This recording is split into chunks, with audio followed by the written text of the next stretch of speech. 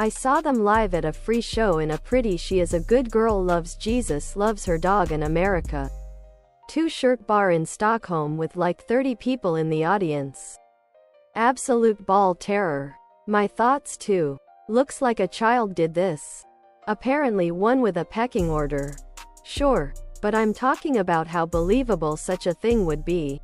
It's British for talking your way into getting something for free. I can get behind that.